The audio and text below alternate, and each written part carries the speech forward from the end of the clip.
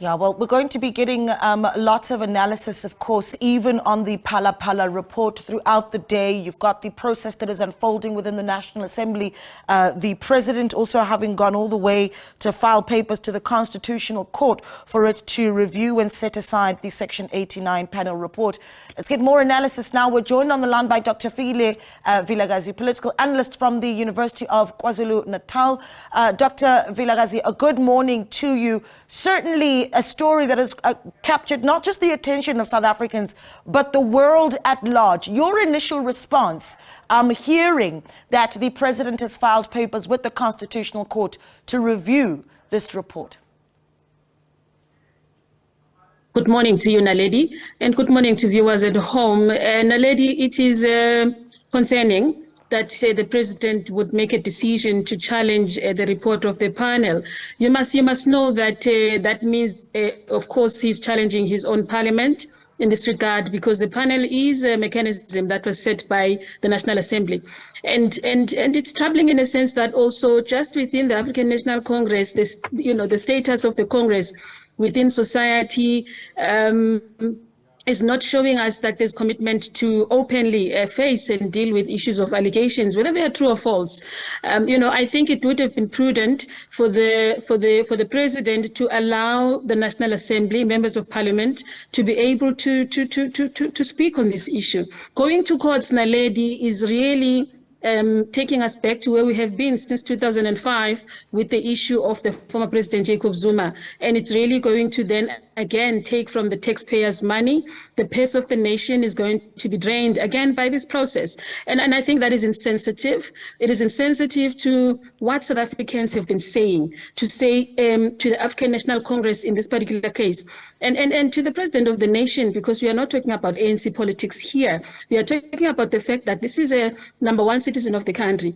This is a president of the nation who needs to take the nation into confidence. And I do not think, Naledi, that the route to the courts is a place where we can gain our confidence. Courts have disappointed us so many times in South Africa. We just emerged from an impeachment process that did not succeed. We are sitting with a number of cases and allegations against a former president who has decided to take the route of the court, and that has really drained our purse as a nation at a time when South Africa needs the little sense that we've got in our tax base to be able to deal with issues of poverty, unemployment, eradication of gender-based violence and femicide in the nation. We do not need this. We really do not need this. Once again, we're hearing opposition parties like the Economic Freedom Fighters calling for members of the African National Congress to vote with what they call their conscience in the National Assembly next week. I mean, the likelihood that you're going to see that happening within the ranks of the African National Congress, in your view, even while there have been calls from within the party itself for the president to step aside? Look, I said to this Naledi, we know that once this process goes to Parliament, the African National Congress is majority there. They will do anything that they can to close ranks. They will do anything that they can to block the process. They've done it so many times. And I suppose we are expecting too much from the ANC, right? Because this is an organization that is functioning from a principle of democratic centralism, which really is centered around the fact that they will do anything to protect their centralization in government. And in this particular case, South Africans have voted them into majority, and they are maximizing that majority vote to the disadvantage, unfortunately, of South Africans. And it's not surprising, right? But what it means then, Naledi, for South Africans, for all of us as citizens, we have to think about 2024 decisively. Where are we going in 2024? Do we want to be dragged in a process of a court of law in the second term of the president, Cyril Ramaphosa? Because if he becomes president, that is what is going to happen. Basically, the nation will be spending time in courts. right? And that's what is going to be happening. At that moment, when it's happening, another 5 years of lack of service delivery, another 5 years where we are plunging ourselves into a deeper crisis of unemployment, economic growth, things that even the president is talking about, will be highly compromised. The whole agenda of eradicating our first pandemic in the country, which is national gender-based violence and femicide, will be compromised, which is sitting within the office of the president. There are many other things, right? The issue of energy, all the promises that is made to the nation, the very commitment that he rose from, which is a commitment of eradicating corruption, goes through the window. It goes really down the drain. And I think that is what we are faced with. And for me, it means then we have to fast track the electoral bill that is before the National Assembly. I would actually suggest that the National Assembly should rather prioritize that, right? And spend time really thinking about a new electoral system for South Africa. And we've got mechanisms in place. In 2003, Naledi, you would remember, and fellow South Africans, Parliament had a thing that is called the Slabet Commissioner's report. The Slabet Commission was given a mandate to relook into possibilities of a different electoral system for South Africa. There were 9 different provisions in that commission, right, that were put in place. And of course, one of them being the constituency-based system, where we are going to decentralize power into varied constituencies of the country so that the constituencies can come on board and lead South Africa. And that report is sitting on the shelves, right? It was shelved and it's bearing dust. And there are many other mechanisms. Now we've got this electoral bill.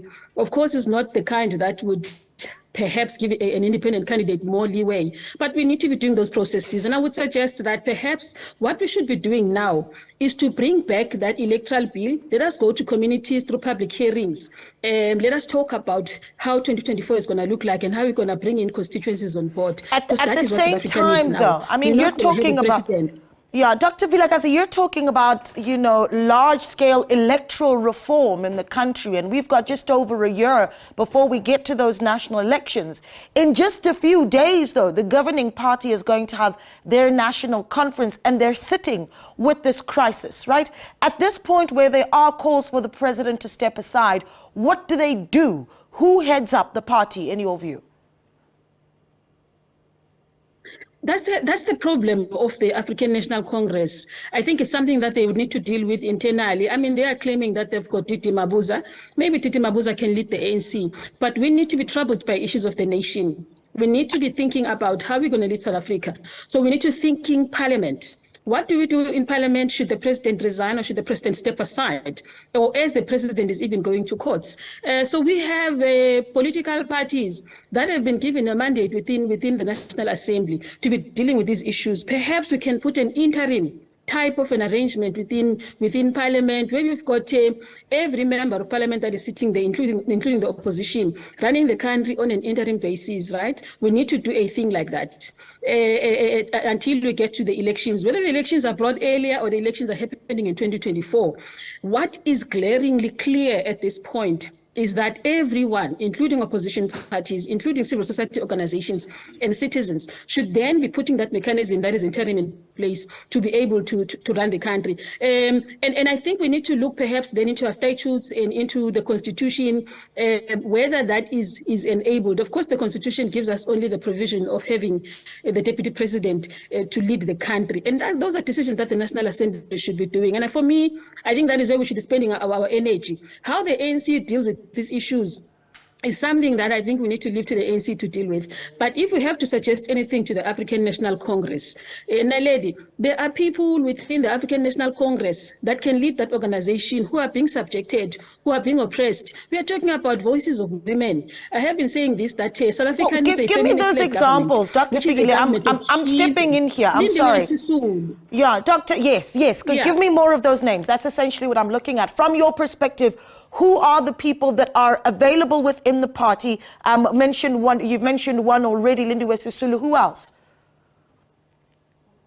We've got Mama Ulindiwe Sisulu, we've got people like Utowotela Nkosazana Dlamini Zuma, who has been rising not once. In 2017, fellow South Africans know that she only lost by 173 votes, right? Where did those votes go to now as we are going towards the December elections? And I think that's the question to the branches of the African National Congress. What happened there in those numbers? There are many other leaders. We've got people like the former Deputy President, Phumzile Mlambo Ngcuka, who's got the expertise. And of course, there's issues that she went to cope and came back, but she is a possibility. There are many other names that people are naming, Naledi Pandor. So I'm talking about staunch leaders of the African National Congress who've got the capability, who've got the skills. Can the African National Congress realize that patriarchy is not going to heal us? If ANC has got to come back and salvage itself, let them shift patriarchy, right? Let them shift power to women leadership. There are very, very particular interesting issues that Mama Ulindiwe Sisulu is bringing on the public domain,